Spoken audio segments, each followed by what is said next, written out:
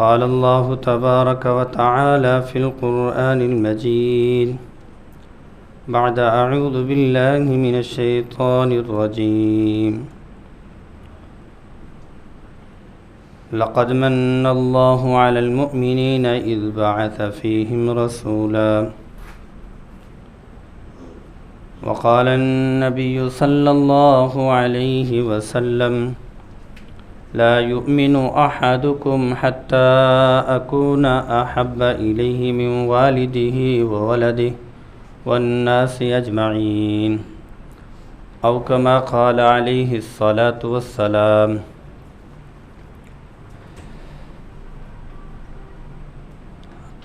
کرسی پہ تشریف لے۔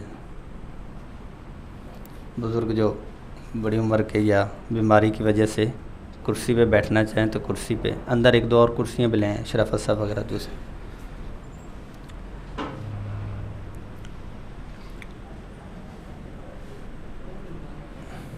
ایک دو اس طرف بھی لگ دیں، داؤد صاحب وغیرہ کی۔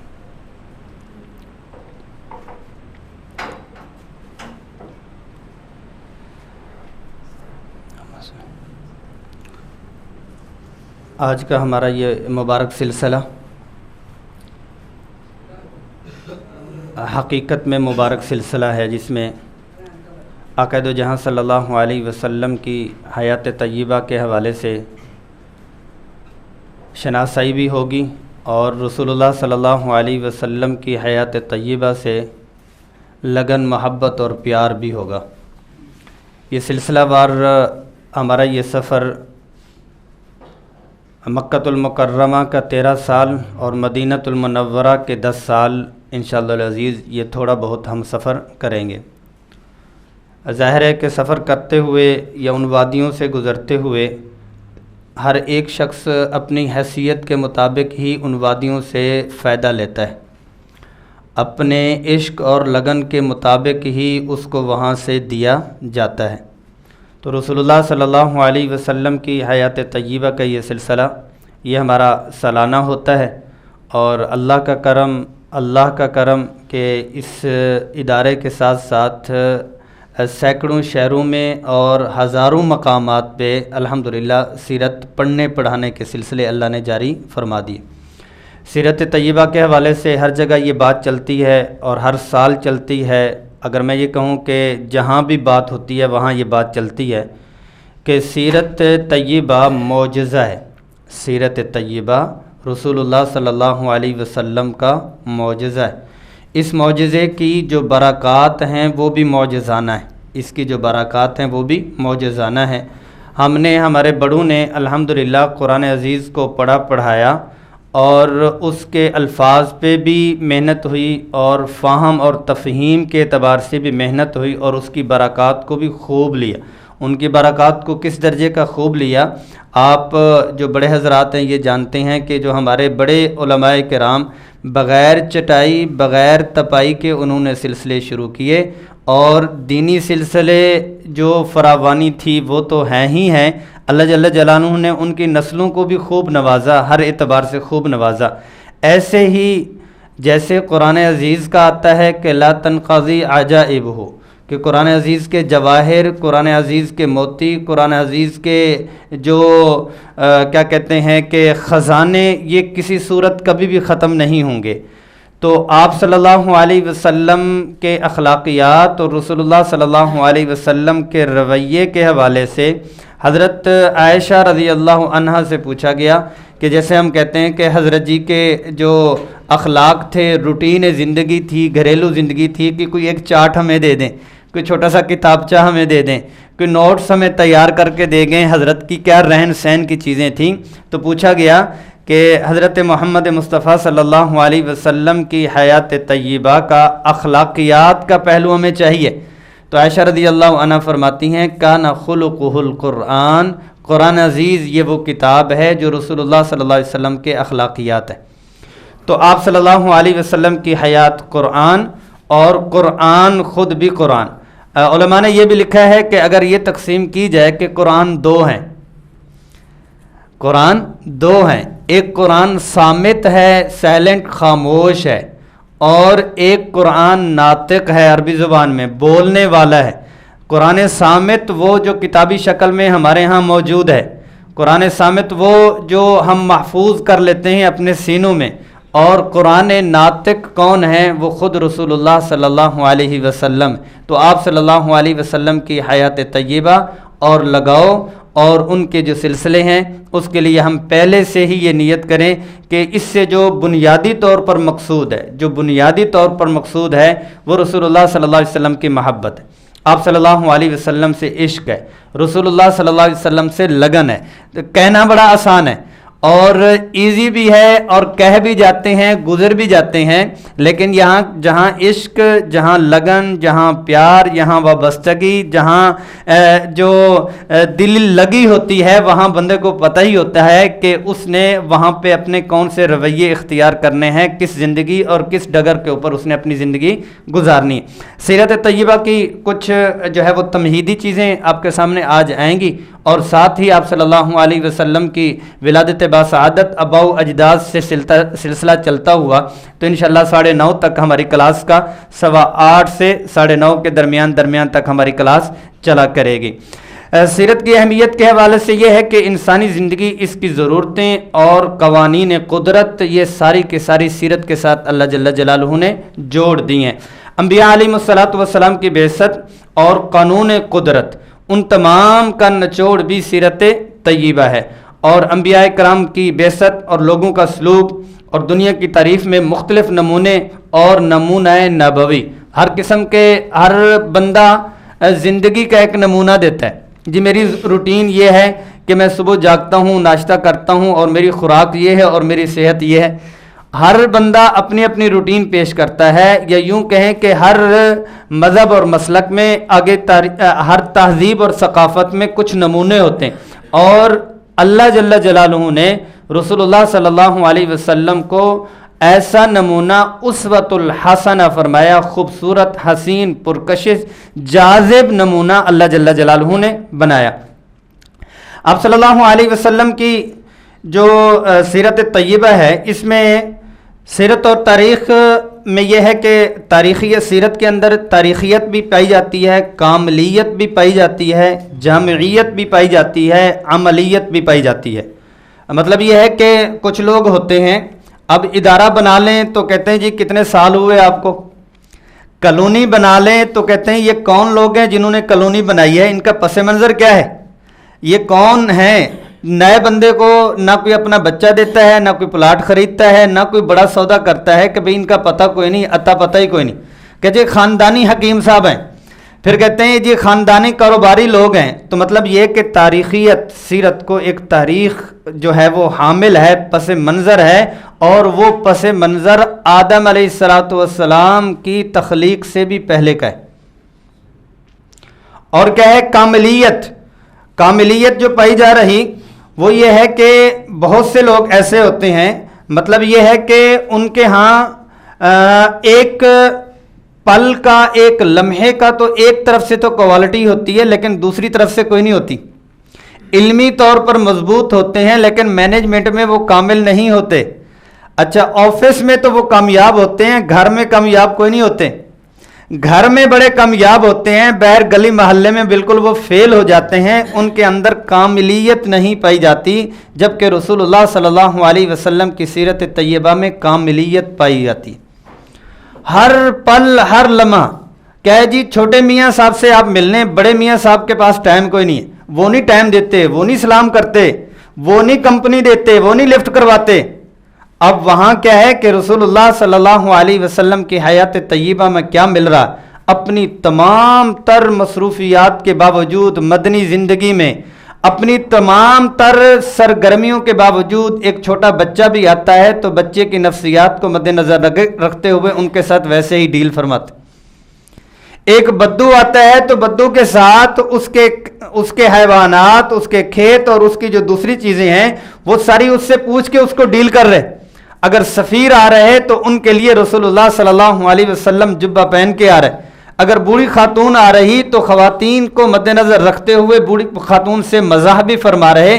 مطلب یہ ہے کہ ہر پہلو سے کاملیت پائی جاتی، جامعیت پائی جاتی ہے، ہر ایک چیز کو جمع فرمایا ہوا۔ اور جمع کیسے جوامع الکلم، آپ صلی اللہ علیہ وسلم کی صفات میں سے یہ ہے کہ سمندر کو کوزے میں بند فرما دیتے تھے اور ایک ایک لفظ میں پوری کی پوری گفتگو کو سمو دیا کرتے تھے۔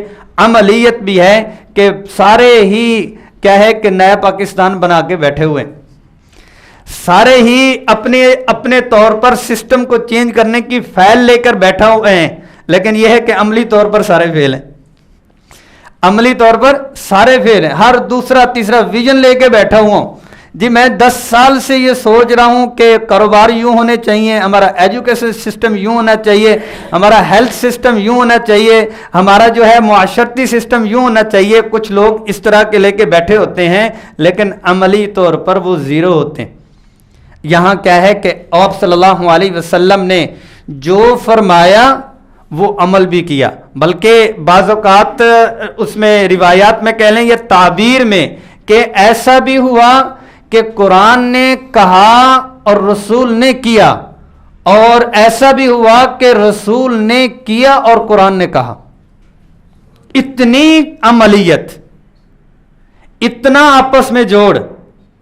قَدْ نَرَى تَقَلُّبَ وَجْهِكَ فِي السَّمَاءِ، مثال یاد آ گئی کہ آپ صلی اللہ علیہ وسلم کی چاہت پر قرآن بولا، اور جہاں رسول اللہ صلی اللہ علیہ وسلم کو قرآن کہہ رہا تو آپ صلی اللہ علیہ وسلم ان کے اوپر عمل کر رہے، تو یہ عملیت بھی پائی جا رہی۔ اور ساتھ ہی میں سیرت کے مقاصد جو آج ہم پڑھ رہے، ان کے مقاصد میں یہ ہے کہ ایمان اور یقین میں پختگی ہے۔ مطلب یہ ہے کہ مکۃ المکرمہ میں آپ صلی اللہ علیہ وسلم نے جو ایک مٹھی بھر لوگ تیار کیے تھے، ان کی کوالٹی تیار کی تھی۔ ایمان اور یقین پختہ اللہ کے اوپر ہو جائے، عشق اور محبت میں اضافہ ہو جائے۔ عشق اور محبت پہلے بھی مسلمان میں ہے، خوب ہے لیکن اضافہ ہو جائے۔ محبت وہ ہے جس کی حد نہیں ہوتی۔ محبت حب سے کہتے ہیں، حب کہتے ہیں دانے کو، دانا جہاں پہ لگتا ہے تو وہ ہمیشہ ہی بڑھتا ہے، وہ درخت وہ پودا ہمیشہ بڑھتا رہتا ہے، اس کو آبیاری کی ضرورت ہوتی ہے۔ محبت ہوتی ہی وہیں پہ ہے۔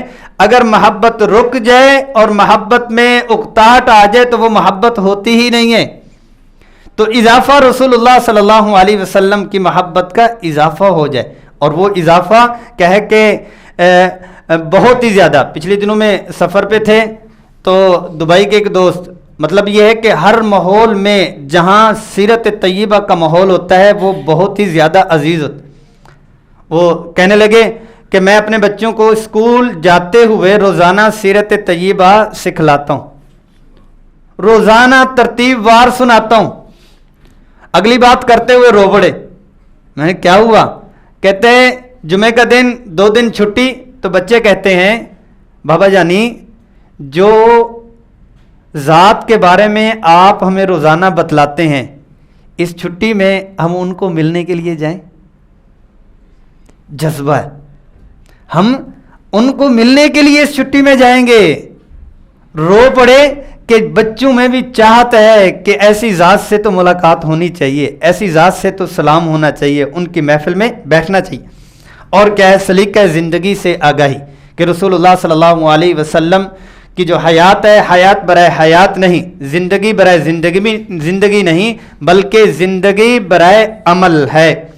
آپ صلی اللہ علیہ وسلم کے حقوق ہیں کہ سیرت طیبہ سے پہلے ہی اس کا مذاکرہ کیا جا رہا کہ رسول اللہ صلی اللہ علیہ وسلم کے حقوق کی ادائیگی ہے۔ ہم کہتے ہیں جی والدین کے حقوق ہیں، پھر کہتے ہیں استاد کے حقوق ہیں، پھر کہتے ہیں ہمسائے کے حقوق ہیں، پھر کہتے ہیں بڑوں کے حقوق ہیں، چھوٹوں کے حقوق ہیں، تو رسول اللہ صلی اللہ علیہ وسلم کے بھی حقوق ہیں۔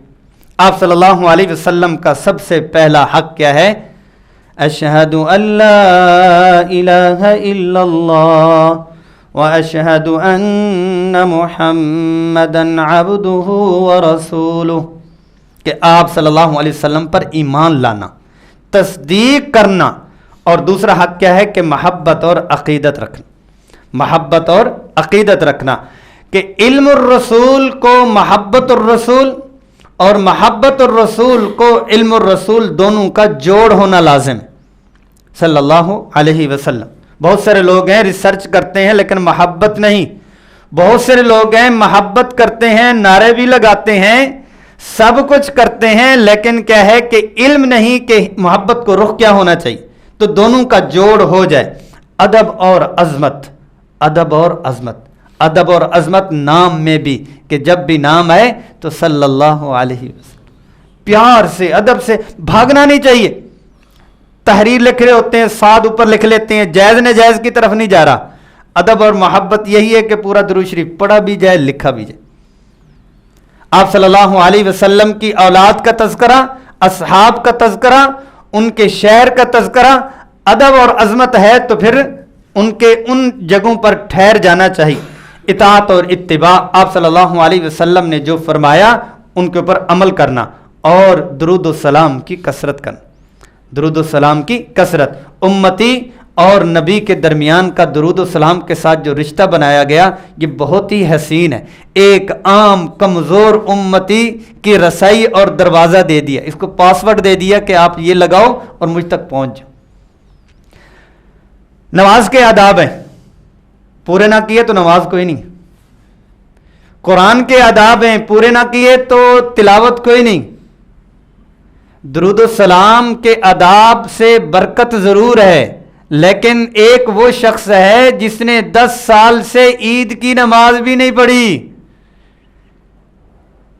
عملی طور پر اتنا گیا گزرا امتی، لیکن وہ کہتا ہے صلی اللہ علیہ وسلم، آپ تک ان کا درود بھی پہنچا دیا جاتا ہے. اس کو نہ طہارت کا پتہ، نہ عبادت کا پتہ، نہ مسجد کا پتہ، نہ کسی آداب اور سلیقے کا پتہ. مطلب یہ ہے کہ درود السلام آداب سے، سلیقے سے اس میں اتنی ہی زیادہ چاشنی، حلاوت اور جاذبیت پائی جائے گی، لیکن یہ ہے کہ ایک امتی اپنی رسائی رسول پاک صلی اللہ علیہ وسلم تک کیسے درود السلام کے ساتھ کر لیتا ہے. صحابہ کرام کا احترام. سیرت طیبہ کی تعریف میں لکھا ہوا ہے، جہاں ہم کہتے ہیں کہ سیرت کی تعریف کیا ہے، سیرت کی تعریف یہ ہے کہ رسول اللہ صلی اللہ علیہ وسلم کی حیات طیبہ، ازواج مطہرات رضوان اللہ علیہن کی حیات طیبہ، اور کیا ہے کہ بنات کی حیات طیبہ، اور اصحاب کی حیات طیبہ، کہ تکمیل سیرت تمام صحابہ کرام. تو صحابہ کرام کا احترام بھی ضروری ہے. آگے آ جاتا ہے کہ تاریخ کو 3 ادوار میں محفوظ کیا گیا. یہ کچھ تھوڑی سی چیزیں تھیں جو میں نے آپ کے سامنے رکھ دی ہیں. ابھی موضوع کے اندر ہی انشاءاللہ ہم چلتے ہیں. خیر القرون، تاریخ کہاں سے شروع ہوئی یہ بھی ہے. ماخذ سیرت کون کون سے ہیں، اور تحریر میں نہ لانے کی وجوہات، یہ کچھ یوں سمجھ لیں کہ پروفیسروں والی چیزیں ہیں، وہ ہم تھوڑی سی سکپ کر کے پھر آگے چلتے ہیں. کاملیت پہ بھی ہم نے بات کر لی اور جامعیت پہ بھی بات کر لی، اور ان تمام جو ہم نے یہ گفتگو کی ہے اس کا جو نچوڑ ہے کہ سیرت طیبہ کی جو بانی ہے اور اس کی جو تحریری شکل میں لانا ہے، یہ صحابہ کے دور سے شروع ہو گیا تھا. عروہ بن زبیر رضی اللہ عنہ نے سب سے پہلے تحریر کیا سیرت کو. سیرت طیبہ کی جو تحریر ہے اور جو یوں کہہ لیں کہ کتابی شکل ہے وہ تب سے ہی شروع ہو گئی تھی، لیکن صحابہ کرام میں عام معمول حفظ کا تھا اور عملی طور پر محفوظ کرنے کا تھا.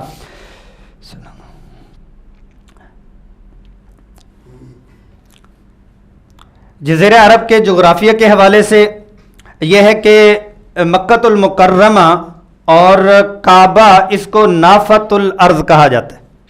زمین کا نافہ ہے اور زمین کا یہ وسط ہے، اور ہر اعتبار سے، مزاج کے اعتبار سے بھی، مقبولیت کے اعتبار سے بھی، رجحان کے اعتبار سے بھی، ڈھلوان کے اعتبار سے بھی، اور لوگوں کے میلان کے اعتبار سے بھی، ہر اعتبار سے مکۃ المکرمہ کو اللہ جل جلالہ نے وہ نافۃ الارض درمیان بنایا، اور اس میں آگے وجوہات بھی آئیں گی. عہد جاہلیت حکومتیں اور مذاہب کون سے تھے؟ یہ آج کا سبق آدھا جو ہے وہ تھوڑا سا یوں سمجھیں مشکل بھی کہہ لیں، ثقیل سا ہے، اس کے بعد دلچسپی ہی شروع ہوگا، کیونکہ واقعات میں دلچسپی ہوتی ہے اور اس طرح کی تمہیدی باتیں سے تھوڑی سی اکتاہٹ تو ہوتی ہے، جس میں یہ ہے کہ غنودگی بھی شروع ہو جاتی ہے، لیکن یہ ہے کہ 15 منٹ کے بعد ہم پٹڑی پہ چل جائیں گے، جس میں واقعات میں بندہ تھوڑا سا یوں بیٹھا ہوا ہے، تھوڑا سا یوں ہوگا، پھر یوں ہوگا، پھر یوں ہوگا، پھر کہے گا سبحان اللہ، ایسے ہی ہے، ٹھیک ہو گیا۔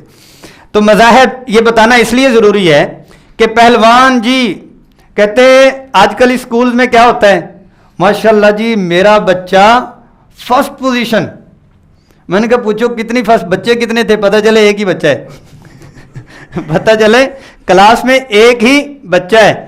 تو میں نے کہا نہیں، وہ 3 پوزیشنوں میں تقسیم کر دیتے ہیں۔ کہتے ہیں مفتی صاحب وہ پرانا دور تھا، اب یہ ہے کہ 13 بچے ہیں، 20 بچے ہیں، تو 20 کے 20 ہی فرسٹ پوزیشن ہے۔ آپ صلی اللہ علیہ وسلم جس معاشرے میں، جس تہذیب اور تمدن میں، جس پس منظر میں آئے ہیں، پہلوان کے پنجہ لڑانے کا تبھی پتہ چلتا ہے کہ پہلوان میں طاقت کتنی تھی، کہ جس پس منظر میں انہوں نے کام کیا اس کی تھوڑی سی جھلک، کہ عہد جاہلیت میں مذاہب کون سے تھے، حکومتیں کون سی تھیں، اس پس منظر میں آپ صلی اللہ علیہ وسلم نے 1 2 4 5 لوگوں سے مل کر جو ایک اسلام کا پودا اور اسلام کے پودے کی آبیاری کرنا شروع کی، تبھی پتہ چلتا ہے کہ کتنا مشکل ترین کام تھا۔ اس وقت کی جو حکومتیں وہاں پر موجود تھیں، مذاہب جو تھے، یہودی بھی تھے، عیسائی بھی تھے، مجوسیت بھی تھے، بدھ مت بھی تھے اور ہندو مت بھی تھے، عرب لوگ بھی تھے، یہ سارے کے سارے مذاہب آپ صلی اللہ علیہ وسلم کے دور میں پائے جا رہے تھے۔ ہر ایک کی اپنے اپنے مزاج کے اوپر بھی انشاءاللہ بات ہوگی۔ اور حکومتیں کون کون سی تھیں؟ رومی حکومت بھی موجود ہے، ایرانی حکومت بھی ہے، ہندوستان بھی ہے، جزیرۃ العرب بھی ہے اور یورپ بھی پایا جا رہا۔ اب ہر ایک کے اپنے اپنے مزاج ہیں اور ہر ایک کی اپنی اپنی نقائص ہیں اور ہر ایک کی اپنی اپنی رسم و رواج ہیں، جس کی وجہ سے اس وقت میں ہر دل، ہر آنکھ، ہر نفس اس چیز کا پیاسا ہے کہ ہادی عالم آنا چاہیے، رسول اکرم صلی اللہ علیہ وسلم اور انسانیت کو رخ دینے والے، رشد اور ہدایت دینے والے کوئی آنا کسی کا ضروری ہے۔ یہودیت کے بے جا رسم و رواج، نسلی مذہب ان کے ہاں ابھی بھی پایا جاتا ہے، کسی اور کو قبول نہیں کرتے۔ نحن ابناء اللہ و احباؤ، نسلی مذہب کی بنیاد پر ہی انہوں نے مسلمانوں کو قبول نہیں کیا، آج تک قبول نہیں کیا، اور مشرکانہ عقائد بھی ان کے پائے جاتے تھے، یہ توحید پہ اوپر کاربند نہیں تھے۔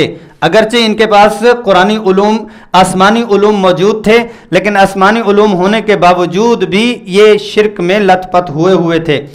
عیسائیت اس وقت سے ہی عقیدہ تثلیث آج بھی ان کے ہاں پایا جاتا ہے، اور حضرت عیسیٰ علیہ السلام کی حیثیت میں ان کے ہاں اختلاف پایا جاتا کہ 3 ایک 3، اور انہوں نے خداؤں کی جو تقسیم کر رکھی تھی۔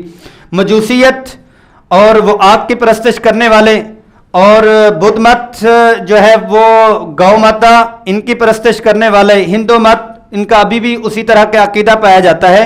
اور عرب لوگ 2 چیزوں کے اندر تھے، ایک تو بت پرستی ان کے ہاں پائی جاتی تھی، دوسرا یہ تھا کہ دین حنیف سے دور تھے۔ دین حنیف سے دور ہونے کا کیا مطلب یہ ہے کہ آپ صلی اللہ علیہ وسلم کی جو بعثت ہوئی وہ 571 عیسوی میں ہوئی، تو پتہ یہ چلا کہ 571 سال تک درمیان میں کوئی نبی نہیں ہے، 571 سال تک درمیان میں کوئی نبی نہیں ہے۔ تو دین حنیف ابراہیم علیہ السلام کی جو نسبت تھی، اس وقت بھی کچھ لوگ ایسے تھے جو دین حنیف کے کاربند بھی تھے، وہ بت پرستی سے دور رہتے تھے، اللہ کو ایک مانتے تھے اور تصورات میں بھی اللہ کو ایک جانتے تھے، ان کو دین حنیف والا کہ دین حنیف کے اوپر کاربند ہے۔ بہرحال عرب لوگ اس سے دور تھے۔ عیسائی، یہودی، مجوسی اور بت پرست حکومتیں، رومی حکومت تھی، ایرانی حکومت تھی، ہندوستان بھی موجود تھا، جزیرۃ العرب بھی تھا اور یورپ بھی موجود تھا، لیکن ان تمام کی موجودگی میں کہ غلبت الروم فی ادنى الارض وهم من بعد غلبهم سيغلبون، یہ تفصیل بھی آتی ہے۔ جب بدر ہوا تو اس وقت آپ صلی اللہ علیہ وسلم کو پہلے سے یہ بتلا دیا گیا۔ غزوہ بدر کے موقع پر رومی اور ایران کا تذکرہ بھی ہوا۔ ہندوستان کا تذکرہ بھی احادیث میں ملتا ہے۔ جزیرۃ العرب تو جزیرۃ العرب ہے۔ یورپ کی طرف حضرت عمر فاروق رضی اللہ عنہ، عثمان رضی اللہ عنہ، امیر معاویہ رضی اللہ عنہ، ان کی دور خلافت میں ان تمام کے تمام ممالک میں اسلامی فوجیں بھی گئیں اور اسلام بھی گیا۔ لیکن اس پہ ایک نقطہ آپ کو بتلاتا چلوں، وہ یہ ہے کہ یہ منظم حکومتیں موجود ہیں اور جزیرۃ العرب کا شیرازہ بکھرا ہوا ہے، اس میں کوئی نظام سسٹم نہیں ہے، قبائل کا اپنا اپنا نظام ہے، اپنا اپنا رہن سہن ہے۔ تو اصحاب السیر نے یہ بھی لکھا ہے یہ منظم حکومتیں اگر چند فوجی اپنے اس طرف ان صحرا نشینوں کی طرف بھیج دیتے تو شاید ان کے اوپر وہ بھی حکومت کر لیتے۔ انہوں نے حکومت کیوں نہیں کی؟ انہوں نے حکومت ان کے اوپر اس لیے نہیں کی، انہوں نے ان کو حکومت اپنے ماتحت بنانے کی قدر بھی نہیں کی، اتنا بھی نہیں سمجھا کہ ہم ان کو اپنے ماتحت بنا لیں، ان کو ہم اپنا نیچے کا طبقہ رعایا بنا لیں، اس قابل بھی نہیں سمجھا تھا۔ اس لیے ان کے اوپر کسی کی کوئی حکومت نہیں تھی، یہ اپنے آپ میں حریت آزاد پسند آزاد ہی تھے۔ تو اس میں کیا ہے کہ اس قوم میں آپ صلی اللہ علیہ وسلم نے جس طور طریقے سے ایک ایک کو پکڑا اور ایک ایک میں جو انسانی، ایمانی، روحانی جو صفات تھی وہ انسٹال فرما دی، وہ ترکیب فرما دی، وہ اندر ان کے اندر ڈال دی، وہ انسان بنتے گئے، چلنا شروع ہوتے گئے۔ رومی حکومتوں کے اپنے مزاج، ٹیکسوں کی بھرمار تھی، بار بار انقلابات اور بغاوتیں ہو رہی تھیں، عیش و عشرت بہت زیادہ پایا جا رہا تھا۔ ایرانی حکومتیں مال و دولت بہت زیادہ اور امن کو وہ پورا نہیں کر پا رہے تھے۔ جو ہندوستان تھے ان کے بھی 4 طبقات پائے جاتے تھے، نیچے والا آج بھی وہی چیز ہے، اور ہمارے ہاں بھی بہت ساری چیزیں ہندو لوگوں سے ملی ہوئی ہیں، نچلے والے طبقے کو آج تک انسان ہی نہیں سمجھا جا رہا اور ان کی کوئی حیثیت آج بھی ان کو نہیں دی جا رہی۔ ہندو والے جراثیم کئی نسلوں سے ہمارے اندر بھی جاذبیت اور سرایت کیے ہوئے ہیں۔ جزیرۃ العرب کا اس وقت کا جو پس منظر ہے، اخلاقی بگاڑ بہت زیادہ، شراب جوا بہت زیادہ، جاہلی غیرت ان کی بہت زیادہ پائی جاتی تھی، لڑکیوں کو زندہ درگور کیا جاتا تھا، عورتوں کے ساتھ انتہائی ظلم کیا جاتا تھا اور ان کو انسان تک تصور نہیں کیا جاتا۔ قبائلی اور خونی عصبیت، خانہ جنگی ان کی اس وقت سے ہی چلتی آ رہی تھی۔ اور یورپ جہالت، خون ریزی اور جنگیں، یورپ جہالت، خون ریزی اور جنگیں، آج بھی یہی ہے، آج بھی یہی ہے۔ جہالت اس لیے کہہ رہا ہوں کہ علم کا نہ ہونا بھی جہالت ہے اور علم کا غلط ہونا بھی جہالت ہے۔ اگر کوئی بڑے سے بڑا ٹیکنالوجی، بڑے سے بڑا جو ہے کچھ سے کچھ بنانا جانتا ہے، اگر وہ اللہ اور اللہ کے رسول اپنے خالق کو نہیں جانتا تو وہ جاہل ہے، جہالت پہ مبنی ہے۔ ہاں اس کے پاس سکلز ہو، ہنر ہوں، سارا کچھ ہے، لیکن یہ ہے کہ ان کا اس وقت بھی تھا، آج بھی یہی ہے۔ یہ قریب کے جو وہاں کے جتنی حکومتوں کی باتیں تھیں یہ سارے کے سارے آپ کے سامنے آ گئے۔ جزیرۃ العرب میں بعثت کیوں ہوئی؟ یہ بھی ایک سوال ہے آپ صلی اللہ علیہ وسلم۔ ایک یہ ہے کہ وسط ہے، دوسرا یہ ہے کہ عرب قوم میں خصوصیات بہت زیادہ تھی۔ بعض اوقات ہم لوگ بھی بیان کرتے ہوئے کہہ دیتے ہیں اللہ یاز، کبھی تو جو ہے وہ الفاظ بہت زیادہ کہ یہ تھے یہ تھے یہ تھے، لیکن ان کی خصوصیات بہت زیادہ تھی۔ خصوصیات میں یہ تھے، سخاوت ان کی بہت مشہور تھی، بہادری تو بہت زیادہ تھی، اور قوت گویائی اور ان کی جو فصاحت اور بلاغت وہ ان کی فطری ان کے اندر پائی جاتی تھی۔ تو عرب قوم کی خصوصیات بہت زیادہ، جھوٹ نہیں بولتے تھے، بات سامنے کرتے تھے، لڑائی آمنے سامنے، دھوکہ نہیں دیتے تھے، بتلا کے ہی مارتے تھے، اور جو ان کے اپنے اقدار تھے ان کا بہت ہی زیادہ لحاظ کیا کرتے تھے۔ کسی کو گھر میں سوتے ہوئے نہیں مارتے تھے، جگا کے اور اس کو کہتے تم مطمئن ہے، اب لڑنے کے لیے ابھی تیار ہے یا بعد میں تیار ہے، تو دھوکہ نہیں دیا کرتے تھے. اس قسم کی ان کی صفات پہلے سے تھی. اور کعبہ کا وجود وہ ایک خود بخود آپ ابراہیم علیہ الصلوۃ والسلام کی دعائیں، تو اسی طرف ہی کعبے کا والی ہی متولی ہی پیدا ہونا تھا. تو یہ بھی ہوا. جغرافیائی محل وقوع کے اعتبار سے بھی، لوکیشن وائز بھی سب سے درمیان میں تھا کہ تمام دنیا کو وہاں پہ آنے کے لیے مشکل نہ ہو، تو سارے آسانی کے ساتھ اب بھی وہاں پہ پہنچ جاتے ہیں، تو درمیان میں ہونے کی وجہ سے. عرب قوم کی خصوصیات پہ میں نے بات کر لی. کعبہ کا وجود، مکہ امن کا گہوارہ ہو، ابراہیم علیہ الصلوۃ والسلام اور ان کی دعائیں، اور اولاد بت پرستی سے محفوظ رہے. ابراہیم علیہ الصلوۃ والسلام کی دعاؤں میں سے جو ایک دعا ہم اپنی اولادوں کے لیے ضرور کیا کریں. بہت ترقی کی دعائیں کرتے ہیں کہ یا اللہ ہماری نسلوں کو شرک اور بدعت سے محفوظ فرما.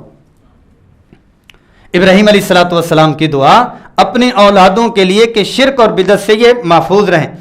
کعبہ کی مرجعیت، اولاد میں امت مسلمہ پیدا ہو، امت مسلمہ میں ایک پیغمبر ہو، اور جس میں ربنا تقبل منا انک انت السمیع العلیم ابراہیم علیہ الصلوۃ والسلام، اور وَإِذْ يَرْفَعُ إِبْرَاهِيمُ الْقَوَاعِدَ مِنَ الْبَيْتِ وَإِسْمَاعِيلُ، اور ابراہیم علیہ الصلوۃ والسلام، اسماعیل علیہ الصلوۃ والسلام اپنی دعائیں فرما رہے. وقوع کے اعتبار سے لوکیشن وائز بالکل درمیان میں ہے. باقی جتنی بھی سلطنتیں ہیں وہ دائیں بائیں ہیں، تو یہ اس پہ بات ہو گئی. آقا تو جہاں صلی اللہ علیہ وسلم کے سلسلہ نسب کے اوپر بات کر لیتے ہیں، اور یہیں سے بات ہماری سیرت کے موضوع پہ گفتگو شروع ہو گئی. وہ تمہیدی باتیں تھیں جو بات پہلی سلائیڈ میں ہماری گزر چکی. رسول اللہ صلی اللہ علیہ وسلم کا جو سلسلہ نسب ہے، اور آپ صلی اللہ علیہ وسلم کے جو اوپر کے سلسلے ہیں، وہ یہ ہے کہ آپ صلی اللہ علیہ وسلم حضرت ابراہیم علیہ الصلوۃ والسلام کی اولاد میں سے ہیں. اور جو عربوں کی تقسیم ہے اور وہاں کعبہ تک اسماعیل علیہ الصلوۃ والسلام کیسے پہنچے ہیں، وہ سلائیڈ کے ذریعے سے آپ کے سامنے آ جائے گا. ابراہیم علیہ الصلوۃ والسلام کے دو فرزند، ایک اسحاق علیہ الصلوۃ والسلام اور ایک اسماعیل علیہ الصلوۃ والسلام. اسحاق علیہ الصلوۃ والسلام کے بیٹے یعقوب علیہ الصلوۃ والسلام. یعقوب علیہ الصلوۃ والسلام کا نام اسرائیل، عبداللہ، اور ان کی جو اولاد ہے 12 بچے، پھر 12 بچوں سے آگے سلسلہ تو کیا ہیں، بنو اسرائیل ہو گئے. تو مطلب یہ ہے کہ اسحاق علیہ الصلوۃ والسلام کے سلسلہ نسب سے جو نسب چلا ہے، ان تمام کو کیا کہا جاتا ہے کہ بنی اسرائیل، یعقوب علیہ الصلوۃ والسلام کے سلسلہ نسب سے. انبیاء علیہ الصلوۃ والسلام کے جتنے سلسلے بھی چلے ہیں وہ سارے کے سارے بنی اسرائیل سے چلے ہیں. ایک لڑی میں 4500 انبیاء بھی آئے، باپ، دادا، پردادا، کزن، چاچو، اتنے تک ایک ایک وقت میں انبیاء کا سلسلہ جاری ہوا. اور دوسری لڑی میں کون ہے، اسماعیل علیہ الصلوۃ والسلام. اور آخر میں آپ صلی اللہ علیہ وسلم تشریف لائے، جو اسماعیل علیہ الصلوۃ والسلام کی اولاد میں سے. یوں کہہ لیں کہ بنی اسماعیل اور بنی اسرائیل، آپ صلی اللہ علیہ وسلم بنی اسماعیل میں سے تشریف لائے. اب یہ سوال ہے کہ اسماعیل علیہ الصلوۃ والسلام کعبہ میں اور جو مکۃ المکرمہ ہیں وہاں تک کیسے پہنچے، تو اس کی تقسیم ابھی ہم کر لیتے ہیں کہ اقوام عرب باعدہ ہے، عرب قحطانی ہے اور عدنانی ہے. اس میں یہ پایا جاتا ہے کہ عرب کی 3 اقسام ہیں. اصل میں جو عرب ہیں تب سے، اب تو یہ سارے اصلی ہی ہو گئے ہوئے ہیں کیونکہ اس وقت تاریخ کی بات کی جا رہی، اسلام سے بھی پہلے کی بات کی جا رہی. بلکہ اگر میں عرض کروں کہ یہ قوم عاد اور قوم سمود اس دور کے قریب کی بات اور وہ تاریخ میں آپ کے سامنے پیش کر رہا ہوں. اس میں یہ ہے کہ اسماعیل علیہ الصلوۃ والسلام یہ عاد کا علاقہ اور یمن کا، یمنی لوگ اصل عربی ہیں. آپ صلی اللہ علیہ وسلم بھی الحکمت الیمانیہ بہت حوصلہ افزائی فرمایا کرتے تھے اور ان کو بہت ہی زیادہ احترام اور مقام بھی دیا کرتے تھے. اسفار بھی آپ صلی اللہ علیہ وسلم کے ہوئے، اور عربوں کے مزاج میں ابھی بھی جو یمنی لوگ ہیں ان کے مزاج میں اور جو ابھی کے عرب، خلیجی عرب ممالک کے ہیں، ان کے مزاجوں میں بھی بہت بڑا فرق ہے. ابھی بھی عربوں کے جو اصل مزاج اور خصوصیات یمنی لوگوں میں پائے جا رہے ہیں. تو یمن، مدین मदियन में और इब्राहीम अलैहिस्सलाम छोटे बच्चे को इस्माईल अलैहिस्सलाम और अम्मा हाजरा को लेके चले। कहाँ से लेके चले? मदियन। ये पहले आप देखते जाएं पीछे, ये मदियन से कुसाई और ओवर में पहुँचे, फिर क्या है कि बाबुल पहुँचे, फिर क्या है कि आराम में और हिरान में पहुँचे, फिर बैतुल मक़दस अल खलील में पहुँचे। क्योंकि ये मदियन और यही लूत अलैहिस्सलाम का और जो कौम आद, कौम समूद, मदियन एक ही पट्टी आ जाती है। उसी पट्टी से इब्राहीम अलैहिस्सलाम और चचाजाद भाई जो है वो लूत अलैहिस्सलाम और ये करीब के आपस में जानने वाले ही हैं। तो वहाँ से आप इब्राहीम अलैहिस्सलाम चलते हैं, ये जीज़ा के आसार से होते हुए मक्कातुल मुकर्रमा में पहुँच जाते हैं। मक्कातुल मुकर्रमा में मस्जिद अल खलील जो बैतुल मक़दस में बनी हुई है मक्का के लिए, क्योंकि दुआएं पहले से करते आ रहे और तामीर करवाती। तामीर मक्का तुल मुकर्रमा के कब से कितनी तामीर हुई, किस किस ने तामीर की? मक्का इन्ना अव्वल बैतिन वुदिअ लिन्नास लल्लज़ी बिबक्का, घरों में से कायनात में सबसे पहली जो तामीर हुई है वो खाना काबा की हुई, खाना काबा की हुई है। उसमें यह है कि इब्राहीम अलैहिस्सलाम ने इस खाना काबा को बनाया और इस्माईल अलैहिस्सलाम ने साथ में साथ दिया। अच्छा, इसमें वैसे मैं आपको तारीखी तौर पर बतलाता चलूं, वो ये है कि इब्राहीम अलैहिस्सलाम तो छोड़ के आ गए थे। जब आ गए तो यमन का बनी जुरहुम का एक कबीला था, वो वहां से गुजर रहा था। उन्होंने ऊपर देखा कि परिंदे हैं। ऊपर परिंदे देखने का मतलब यह है कि नीचे पानी है, वरना परिंदों का क्या काम? ज़हीन बहुत थे, बड़े अजीब व गरीब उनके जो सिस्टम था पहले वाला, तामीरात सिस्टम भी बहुत ज़्यादा था और उनका जो अंदाज़ा सिस्टम भी बहुत ज़्यादा था। बल्कि वो जानवर के चलने से भी भांप लेते थे कि पानी कितना दूर है और कान लगा के बता देते थे कि इतने फिट पानी दूर है। इतना ज़्यादा अल्लाह पाक ने इनको जहानत दी थी। तो आगे परिंदों को देखते देखते तो देखते हैं कि आगे एक खातून है और छोटे बच्चे को ठंडा चश्मा लेके बैठी हुई। तो पूछा कि हम आपके पास रह सकते हैं? तो वो कहते शुक्र है आप आए, शुक्र है आप लोग आए, और शुक्र किया और उनको इजाज़त दे दी। जब इजाज़त दे दी, फले फूले आपस में जो है वो उनके खाने वाने भी आना शुरू हो गए और रहन सहन का इंतज़ाम भी शुरू हुआ, अल्लाह ने करना ही था। तो उसी वक़्त में उनकी इस्माईल अलैहिस्सलाम की शादी भी बनी जुरहुम यमन वाले लोगों के साथ हुई। वो जो वाक़या आपने मशहूर सुना हुआ है कि इब्राहीम अलैहिस्सलाम तशरीफ़ लाए थे और कहा था कि घर की चौखट चेंज कर लो। वो इस कबीले की खातून थी जिनके साथ शादी थी, फिर दूसरे कबीले के साथ एक और शादी की गई। तो क्या है कि फिर जब इनकी आपस में चलते चलते चलते आखिर में लड़ाई होगी, अरब हो और लड़ाई ना हो उस दौर का, आपस में लड़ाई होगी। लड़ाई इतनी हुई कि वो गालिब आ गए, वो गालिब आ गए और इनको जो असल में काबा के वाली थे और जमजम के मालिक थे, उन्होंने इतना इनको मारा पीटा भगाया हत्ता के काबा को मिसमार करके चले गए और जो कुआं था जमजम का उसको भी भर के चले गए, खत्म होके चले गए। और एक वक्त गुजरा और वो कुएं का भी कोई पता ही नहीं था और वो लोग चले गए। फिर अगली बात, जब आप सल्लल्लाहु अलैहि वसल्लम की जो नजर वाली अब्दुल मुत्तलिब ने उस कुएं को जो खोदा था वो खत्म कब हुआ था?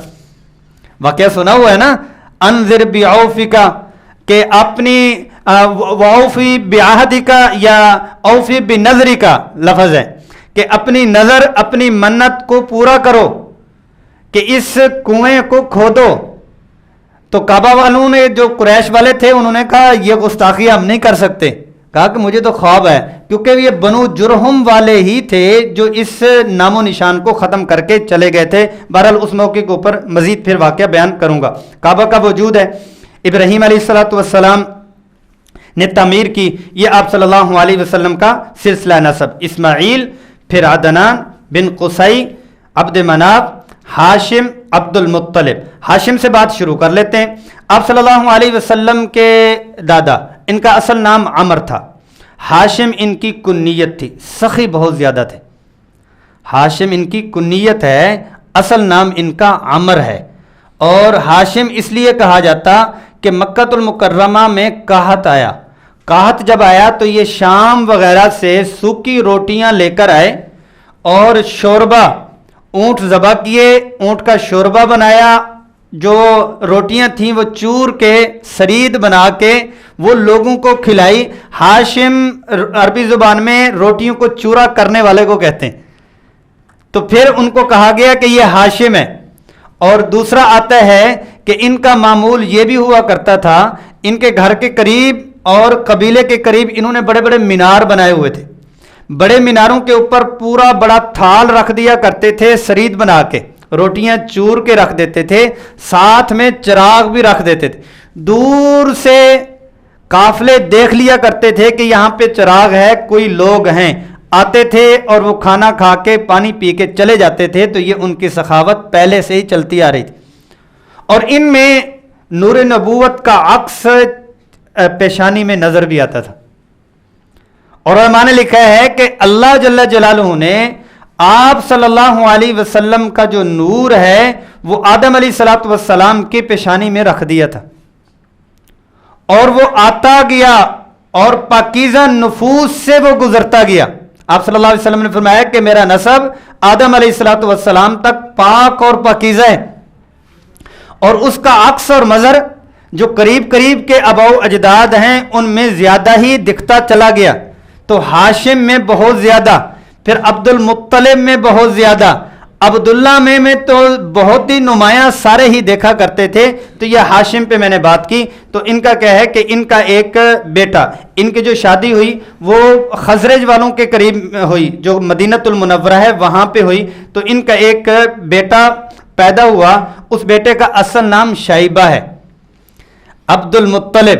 کیونکہ ہاشم جو ہے اصل میں یہ ہے کہ ان کا نام شیبہ ہے. شیبہ اس لیے کہ ان کے جب پیدا ہوئے تو یہاں پر سفید بال تھے. شیبہ کہتے ہیں جس کے سفید بال ہو. تو بوڑھے کو بھی شیبہ کہتے ہیں. تو کیا ہوا، عبد المطلب ان کو یہی کہا جاتا ہے کیونکہ یہ پیچھے بیٹھے تھے، غلام جیسے بیٹھا ہوتا ہے کہ مطلب کا یہ غلام ہے. تو عبد المطلب ان کا نام مشہور ہوا، اصل نام ان کا شیبہ. آگے بات کرتے ہیں. غزہ میں ہاشم کی جو وہ ہے انتقال ہوا ہے 24 سال کی عمر میں ہوا. اور پھر ان کا بیٹا عبد المطلب، اور وہاں سے ان کا بیٹا عبداللہ. عبد المطلب کی اولاد نہیں ہو رہی تھی. عبد المطلب نے اللہ جل جلالہ سے دعا کی کہ مجھے بیٹے عطا فرما. عربوں کے ہاں فخر کیا جاتا تھا بیٹوں پہ، اور آر محسوس کی جاتی تھی بیٹیوں پہ. بیٹیوں کا نام ام یدسہ فی التراب کے الفاظ آتے ہیں کہ مٹی میں ان کو دبوچ دینے کے لیے ان کے جذبات ہوتے ہیں.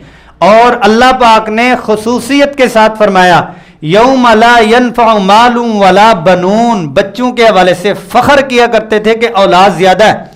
کہا 10 بچے میرے اگر ہوں، جس کے بچے زیادہ ہوتے لوگ ان سے ڈرتے تھے کہ ان کے پاس تو پوری فوج ہے، قافلہ ہے. ایک بچہ اللہ کے راہ میں قربان کروں گا. اللہ نے 10 بچے دیے، ان میں ایک عبداللہ بھی تھا. اور عبداللہ میں نمایاں صفات اور کشش اور جاذبیت، حسن و جمال سب سے زیادہ پایا جاتا تھا. اور بعض روایات میں تو آتا ہے کہ اہل کتاب یا دوسری خواتین عبداللہ سے شادی کرنے کو چاہتی تھیں، فریفتہ تھیں حسن و جمال کی وجہ سے، اور نور نبوت جھلکتا بھی تھا. بعض خواتین نے دعوت بھی دی کہ ہمارے ساتھ شادی کرو. بہرحال یہ ہے کہ جہاں اللہ نے چاہا وہاں وہ نور ٹھہرا. تو کیا ہے کہ ہوا یہ کہ عبد المطلب اپنے بیٹے کے لیے شادی کی تلاش. پہلے میں واقعہ چلو پورا کر لوں. 10 بچے، 10 میں سے 10 اللہ پاک نے دے دیے. تو ان کو خواب آئی کہ وہ نظر پوری کرنی تھی. آپ کا کوئی وعدہ ہمارے ساتھ ہوا ہے، خواب میں کوئی وعدہ ہوا ہے وہ تو پورا کر لیں. آپ نے تو کہا تھا کہ ایک بچہ ذبح کروں گا. ہاں کرتا ہوں. تو کہا قرآ ڈالا کہ ان میں سے کون کروں. تو قرآ جو ہے وہ کن کے نام نکلا؟ عبداللہ کے نام. پکڑا، ہاتھ میں چھرا، لے گئے. پھپھیاں سامنے نہیں جی، کسی اور نو پھڑ لو. اس بچے کو تو نہیں جانے دینا، اتنا پیارا، ان کی جگہ کسی اور کو۔ اچھا پھر کیا کیا جائے؟ وہاں کے قریب کے جو سمجھدار لوگ تھے ان سے انہوں نے کہا کہ آپ قرعہ ان کے درمیان اور اونٹوں کے درمیان میں کر لے، 10 اونٹ۔ قرعہ دوبارہ ڈالا تو کن کے نام پہ؟ عبداللہ کے۔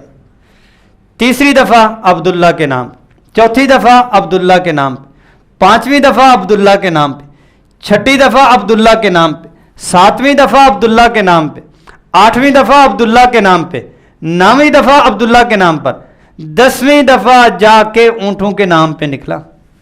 عبد المطلب نے عبداللہ کو بچانے کے لیے 100 اونٹوں کی دیت دی۔ آپ صلی اللہ علیہ وسلم نے فرمایا انا ابن ذبیحتین، میں 2 ذبیح والدین کا بیٹا ہوں۔ انا ابن ذبیحتین، ذبیح کون ہے؟ اسماعیل علیہ الصلوۃ والسلام ذبیح اللہ، اور فرمایا کہ یہ بھی عبداللہ بھی ذبیح ہیں، اللہ جل جلالہ نے مجھے وہاں سے لیا اور آپ تک پہنچایا۔ بہرحال یہ ہے کہ ان کی شادی کا انتظار تھا اور تلاش بھی تھی کہ ان کی شادی کی جائے، تو بہرحال شادی کی تلاش میں دیکھتے دیکھتے وہب ایک دن جنگل میں تھے، تو دیکھتے ہیں کہ عبداللہ بھی جنگل میں آیا ہے، اور دیکھتے ہی دیکھتے یہودیوں کا ایک قافلہ آیا جو عبداللہ کو قتل کرنا چاہتے ہیں، وہ بھی سردار ہیں، اور دیکھا کہ میں اب ان کو بچا تو نہیں سکتا، اور ان کی خبر پہنچانے میں بھی پتہ نہیں کامیاب ہوتا ہوں یا نہیں ہوتا۔ اتنی ہی دیر ہوئی تھی کہ آسمان سے کچھ گھوڑے اترے، ان کے اوپر سوار تھے، انہوں نے ان یہودیوں کو بھگا دیا اور عبداللہ کو بچا دیا۔ وہاب نے دیکھا تو حیرت اور گہرائی میں چلے گئے، اچھا یہ کوئی بہترین شخصیت اور ذات لگتے ہیں، اور فوراً عبد المطلب کے گئے، کہا کہ میری بیٹی آمنہ میں ان کے عقد میں دینا چاہتا ہوں، آمنہ بنت وہب رضی اللہ عنہ، کہ میں اپنی بیٹی دینا چاہتا ہوں۔ تو حسن و جمال برابر کا، صورت اور سیرت جو ہے وہ جوڑ ہوا، تو اللہ جل جلالہ نے آپس میں نکاح کروا دیا۔ صلی اللہ علیہ وسلم۔ کیا ہوا کہ جب شادی ہو گئی، آپ صلی اللہ علیہ وسلم کے والد ماجد کی جو شادی ہے وہ 24 سال میں ہوئی، اور پھر کیا ہے کہ رسول اللہ صلی اللہ علیہ وسلم ماں کے پیٹ میں 2 ماہ کے ہیں، تو والد ماجد 1 مہینے کی بیماری کے بعد فوت ہو جاتے ہیں مدینہ المنورہ میں۔ عبد المطلب اپنا بڑا بیٹا حارث بھیجتے ہیں کہ خیریت عافیت لے کے آؤ۔ بہرحال حضرت آمنہ نے جب خبر سنی تو ایک مرثیہ کہہ لیں یا ایک عزا کے طور پر ایک غم کے اشعار کہے، حفا جانب البطحا من ابن ہاشم، کہ جو بطحا کی وادی ہے وہ ابن ہاشم سے آج محروم ہو چکی۔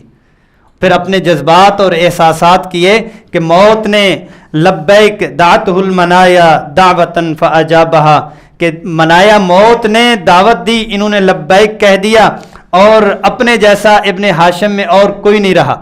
اور حضرت آمنہ نے اپنے دل کو تسلی دینے کے لیے یہ اشعار کچھ کہے۔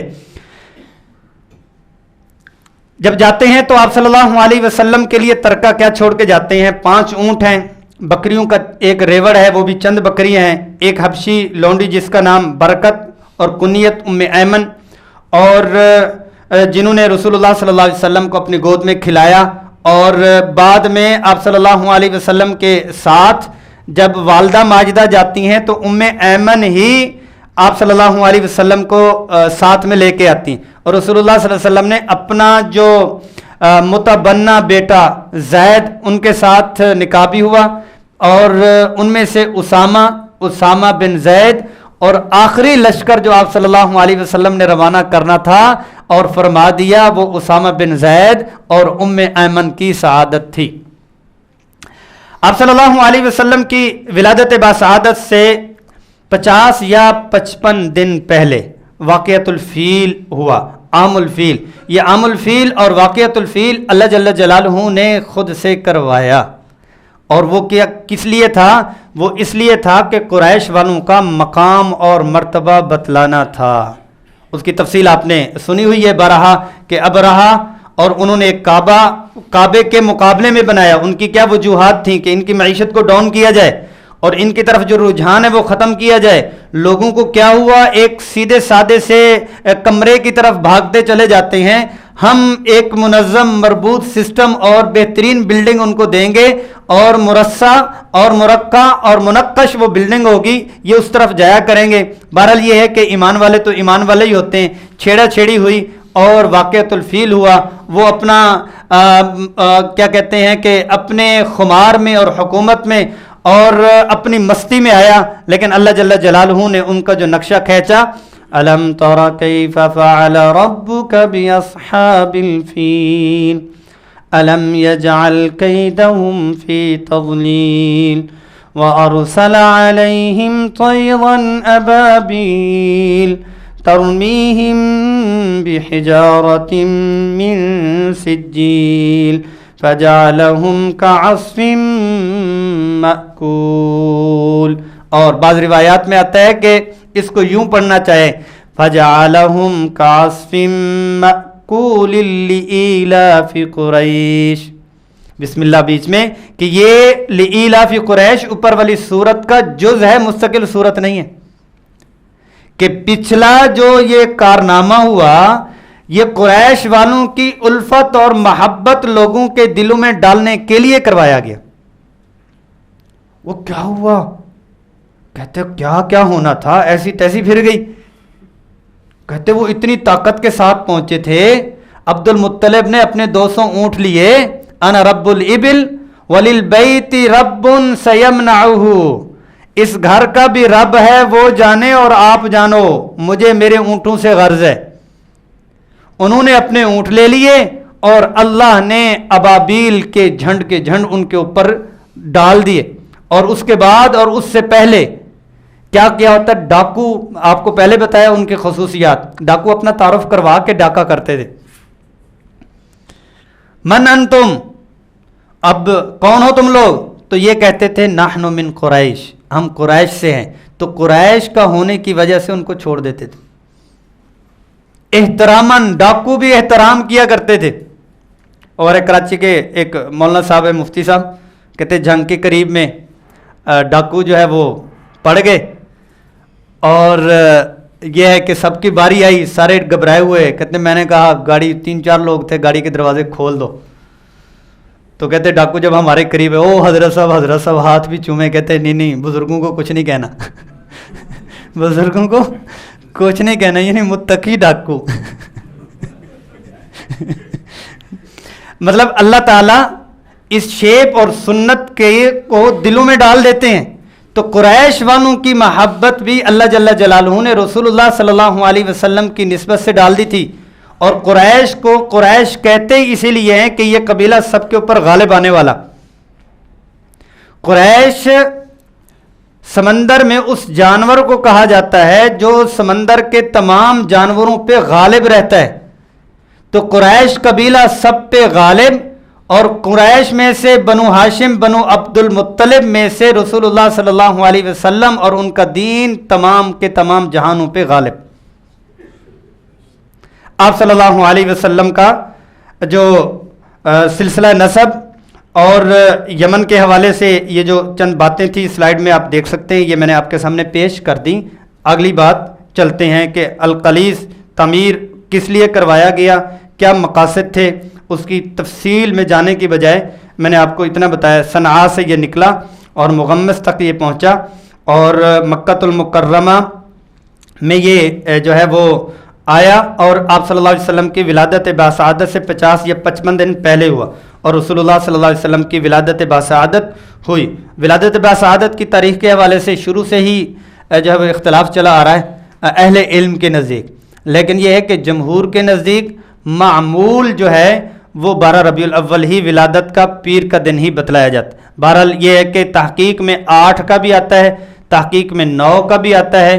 جمہور سے مراد معمول بھی ساتھ میں کہہ رہے ہیں کہ وہ 12 ربیع الاول کا آپ صلی اللہ علیہ وسلم کی ولادت باسعاد. باقی یہ ہے کہ 8 کو 9 کو یا 12 کو کوئی ایسی تحقیق یا کوئی ایسا مسئلہ نہیں کہ جس کے اوپر کوئی آپس میں لڑائی کی جائے یا یہ ہے کہ ایک دوسرے کو نیچا کیا جائے. بس ایک تحقیق ہے. رحمت تو آئی ہے ربیع الاول میں آئی ہے تو اس کے اوپر بھی بعض لوگ جو ہے وہ حد سے گزر جاتے ہیں. بس مسئلے کی حیثیت اور نوعیت کو بھی جان لینا چاہیے, وہ بہتر ہے. آپ صلی اللہ علیہ وسلم کا تسمیہ عبد المطلب سے پوچھا گیا کہ آپ نے ان کا نام کیا رکھنا؟ کہا کہ ان کا نام ہے محمد صلی اللہ علیہ وسلم. کہ اچھا یہ نام کیوں رکھا؟ محمد کیا ہے کہ جن کی تعریف کی جائے. کہا کہ محمد اس لیے نام رکھا کہ اللہ عرشوں پہ ان کی تعریف کریں اور مخلوق فرشوں پہ ان کی تعریف کریں. اور آپ صلی اللہ علیہ وسلم کا ماں کی طرف سے احمد, محمد اور احمد دو ذاتی نام ہیں. اللہ جل جلالہ کا ذاتی نام اللہ ہے, باقی سارے صفاتی نام ہیں. آپ صلی اللہ علیہ وسلم کا ذاتی نام 2 ہیں, محمد بھی اور احمد بھی. اور احمد کی جب لغوی تحقیق ہم کرتے ہیں تو اس میں یہ بھی پایا جاتا ہے سب سے زیادہ تعریف کرنے والا. دوسرا معنی یہ ہے کہ جس کی سب سے زیادہ تعریف کی جائے. پوچھ لیا کہ آپ نے ان کا نام ایسا کیوں رکھا؟ تو عبد المطلب کہتے ہیں ایسے ہے کہ میں نے جب ان کی ولادت قریب تھی تو میں نے خواب دیکھا. خواب یہ دیکھا کہ میرے کمر سے ایک زنجیر نکلا اور اس زنجیر کا ایک کونا آسمان پہ, ایک کونا زمین پہ, ایک کونا مشرق میں اور ایک کونا مغرب میں, اور وہی زنجیر ایک درخت کی شکل اختیار کر گیا. اور درخت بھی ایسا خوبصورت روشنی والا, اس کے پتوں پہ اتنی روشنی تھی کہ ایک سورج 14 بار روشن ہو تو ایک پتے کے برابر جا کے روشنی نہیں بنتی. تو میں دیکھتا ہوں کہ بہت سے دور کے لوگ اس درخت سے لپٹے ہوئے ہیں اور قریش کے چند لوگ اس درخت کو کاٹنا چاہتے ہیں, اور ایک خوبصورت نوجوان آتا ہے اور وہ اس درخت کو بچاتا ہے اور قریش کے لوگوں کو دور کرتا ہے. میں نے اس کی تعبیر پوچھی تو انہوں نے کہا یہ جو کمر سے نکلا ہے یہ آپ کی اولاد ہوگی. اس کی شان و شوکت زمین آسمان مشرق مغرب کے کونوں کونوں تک ہوگی, اور ان کا لایا ہوا جو دین ہے اس کی روشنی سورج کی روشنی سے زیادہ ہوگی. اور جو کاٹنے والے ہیں اپنے خاندان سے خونی لوگ دشمن اٹھیں گے, لیکن ان کو بچانے والا آپ کی پشت میں سے ہی ہوگا. تو اس وقت یہ ہوا کہ ایسی شان والا بچہ آنے والا تو اس کا نام محمد ہی رکھا جائے. آپ صلی اللہ علیہ وسلم کا عقیقہ بھی کیا گیا اور محمد نام رکھا گیا. رسول اللہ صلی اللہ علیہ وسلم کی ولادت باسعادت کے کچھ واقعات ہیں کہ جس رات میں آپ صلی اللہ علیہ وسلم کی ولادت ہوئی تو اس رات میں ایک مکہ المکرمہ میں یہودی رہا کرتا تھا, تاجر تھا. تو اس نے کہا کہ آج کی رات کس کے گھر میں بچہ پیدا ہوا؟ اور لوگوں نے کہا کہ آپ یہاں تجارت کرو, اس قسم کی باتیں کیوں کر رہے ہیں؟ کہا ہماری کتابوں میں ہے, کچھ میں بتانا کہنا چاہتا ہوں, میں کوئی ویسے بات نہیں کر رہا. نہیں بات تو بتائیں, ہوا کیا ہے؟ کہا کہ ہماری کتابوں میں لکھا ہوا ہے کہ یہ رات ہوگی, یہ موسم ہوگا اور یہ ایام ہوں گے اور اس قسم کی کیفیت ہوگی. اس رات میں عرب کے جو صحرا نشین ہوں گے ان میں نبی آخر الزمان کی ولادت ہوگی, اور دونوں شانوں کے درمیان میں محمد الرسول اللہ مہر ان کی تصدیق کی لگی ہوئی ہوگی. تو انہوں نے کہا اچھا بیٹھو پتہ کرتے ہیں. تلاش کرنا شروع کیا تو انہوں نے کہا جی عبداللہ کا بیٹا عبد المطلب کا پوتا, ان کے عبد المطلب کے گھر میں ایک بچہ پیدا ہوا.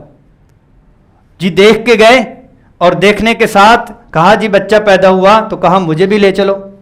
جب لے کے گئے چہرہ دیکھا, کہا میں تو کمر دیکھوں گا. کمر دیکھی تو بے ہوش ہو کے گر گیا. جب ہوش آئی کیا ہوا تھا؟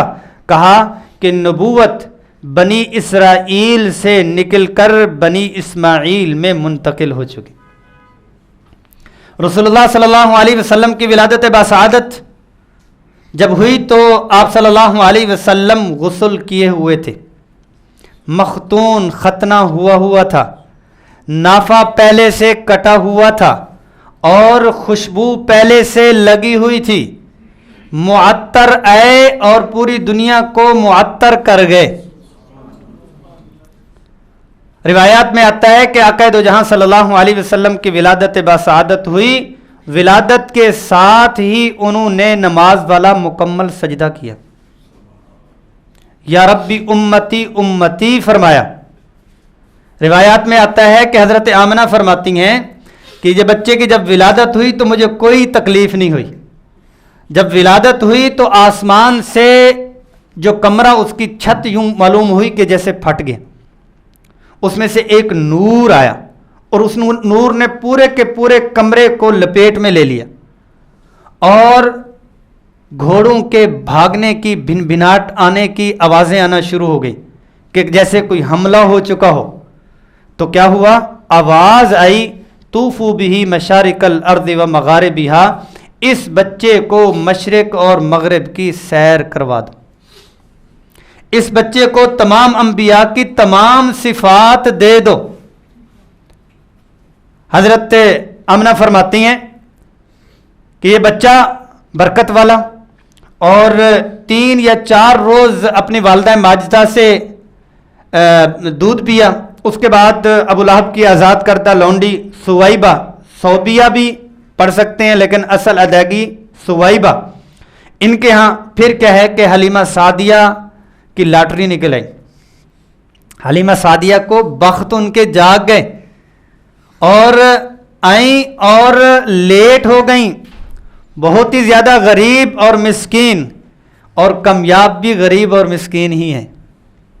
होशियारी हर जगह नहीं चलती, होशियारी और इल्मियत, जहानत, फतानत हर जगह नहीं चलती। मिस्कीनों को भी लाल मिल जाया करते हैं।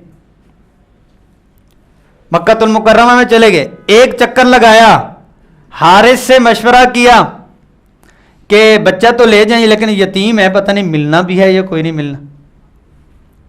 बाद में इनाम या मजदूरी मिलनी है या कोई नहीं मिलनी, कहा आए तो हैं, खाली हाथ ना जाएं। तो उम्मीद है अगर ना भी मिला तो यतीम बच्चे की खिदमत से अल्लाह हमें बहुत कुछ दे देंगे। सीरत हलबिया में लिखा हुआ है, बातचीत हो गई और बच्चे को ले लिया और ऊँटनी पे बिठाया। मैंने वाकया बारहा सुनाया हुआ है कि हारिस आगे बैठे और हलीमा सादिया पीछे बैठी और दरमियान में बच्चे को रखा, तो ऊँटनी चल ही नहीं रही। उस वक़्त की कैफियत भी यही होगी कि अब जो है कि बच्चा वापस ना ले लें कि आपकी गाड़ी इतनी माड़ी है। अब क्या हुआ, नीचे उतरते हैं तो ऊँटनी खड़ी हो जाती, दोबारा फिर बैठते हैं, ऊँटनी बैठ गई, उतरते हैं तो ऊँटनी खड़ी हो जाती। भांप गए कि जब हम उतरते हैं ऊँटनी खड़ी हो जाती है, मतलब यह है कि इस छोटे बच्चे को हमारी कहीं कमर तो नहीं हो रही। बच्चे को आगे रखा, ऊँटनी खड़ी हो गई, तेज सवारी। और रिवायात में आता है कि चलती जा रही जो सहेलियां 2 दिन से पहले चली थी उनको कंपनी ही नहीं दी। उन्होंने बड़ा आवाजें लगाई, रुक जाओ, ठहर जाओ, क्या हुआ, और घर में चले गए। और हारिस कहते हैं वो पहली रात सुकून की थी जिसमें हमारे घर में ये मुबारक बच्चा आया था।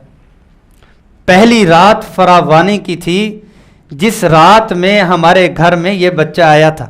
बुखारी शरीफ में तफसील है, वल्लाही वजदना नस्मतन मुबारकतन, बहुत मुबारक हीरा हम लेके आ गए। और बाज़ की रिवायात यह है कि जो कहत सा बनु साद का वो सारा कहत ही ख़त्म हो गया था।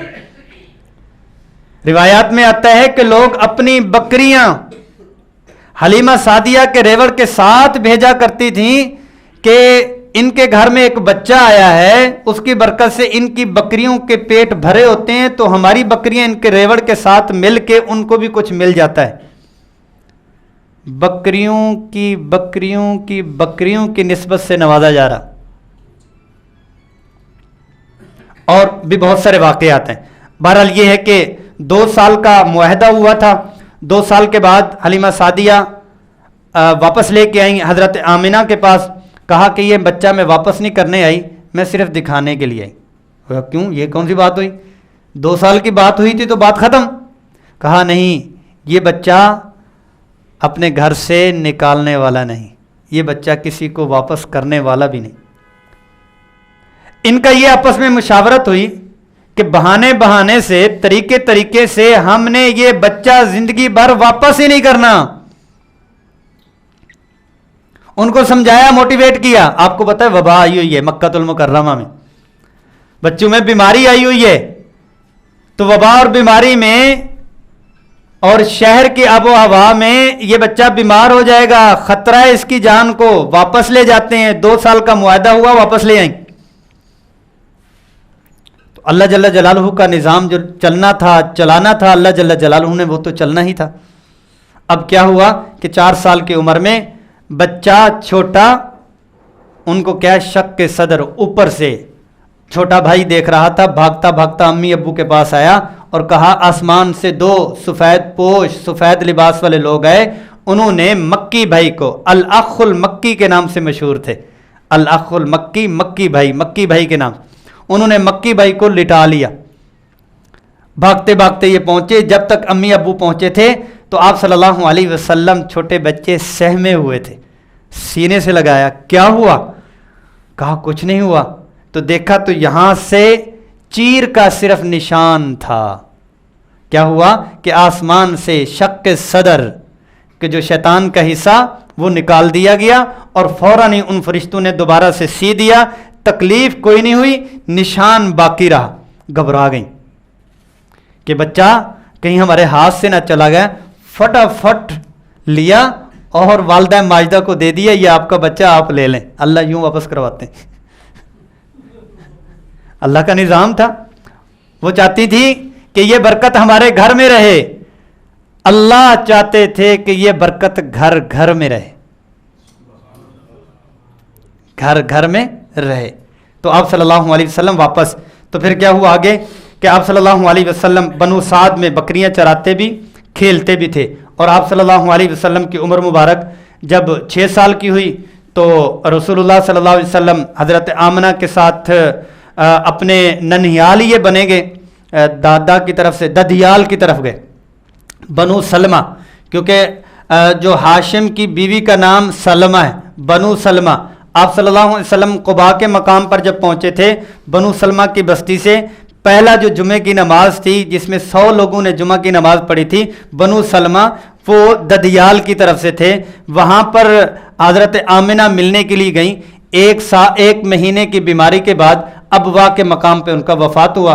کل سے انشاءاللہ العزیز اسی جو گفتگو یہاں سے آپ صلی اللہ علیہ وسلم کے والدہ ماجدہ سے 6 سال کی عمر سے ہم گفتگو شروع کریں گے. آگے تک جہاں بھی گفتگو ہوئی انشاءاللہ العزیز مزید آگے بڑھائیں گے. احباب سے 1-2 گزارشات. پچھلے سالوں سے ہی ہم چلتے آ رہے ہیں, ایک نہ ایک صفت ہم دیتے ہیں ایک دن پہ عمل کرنے کے لیے. اس موقع پہ میں دوبارہ بھی ان صفات کا تذکرہ کروں گا. تذکرہ ایسے کروں گا کہ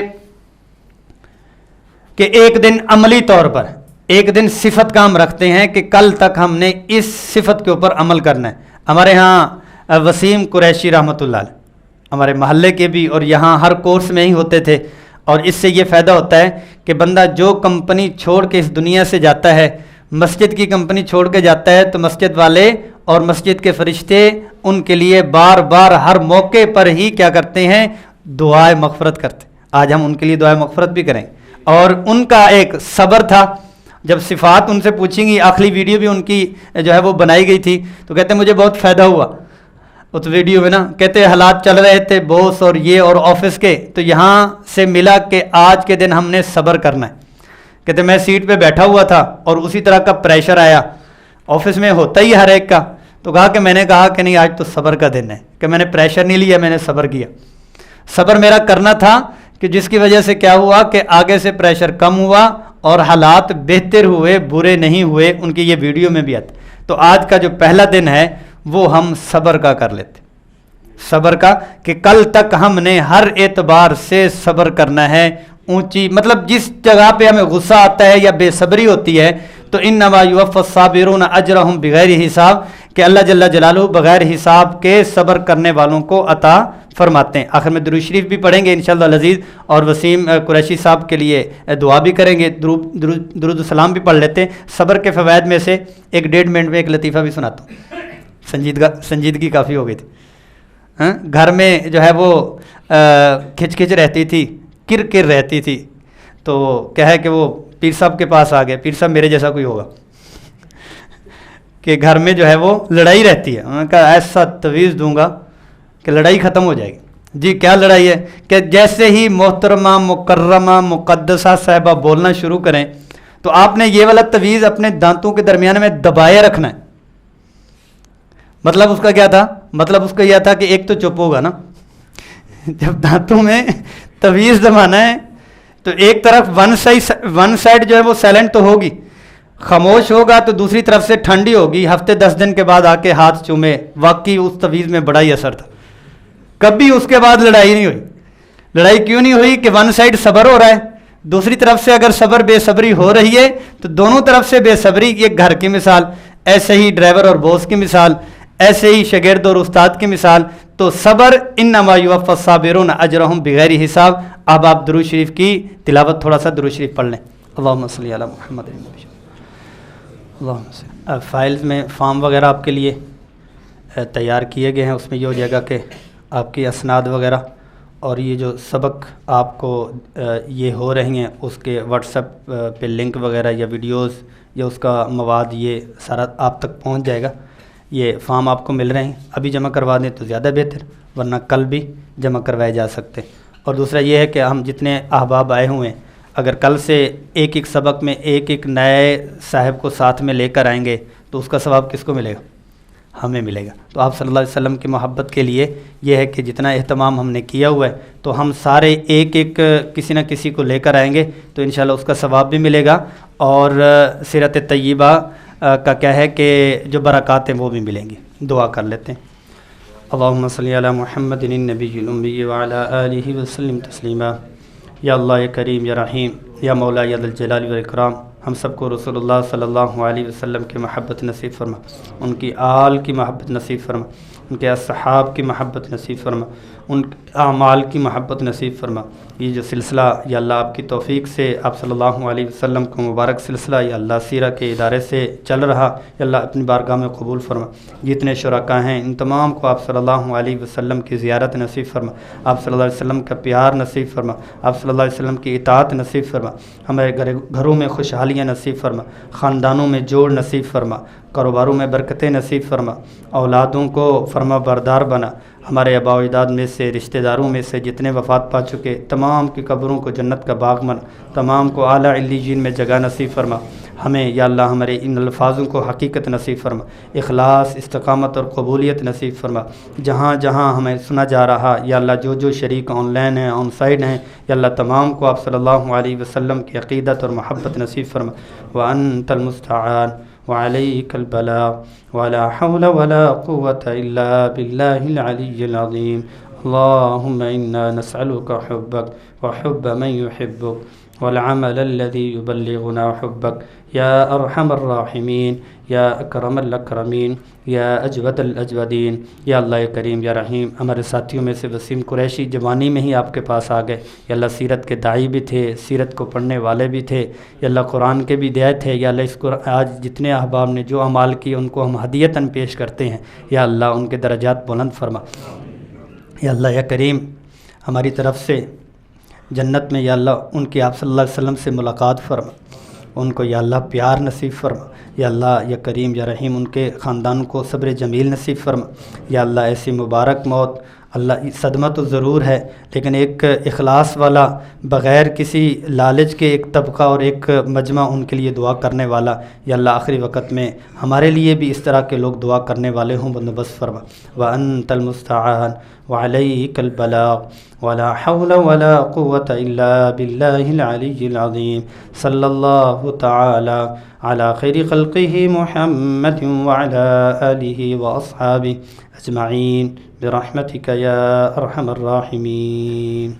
پیارے نبی کی پیاری ہے سیرت، سیرت ہی سیرت، سیرت ہی سیرت، پیارے نبی کی پیاری ہے سیرت، پیارے نبی کی پیاری ہے سیرت، پیارے نبی کی پیاری ہے سیرت۔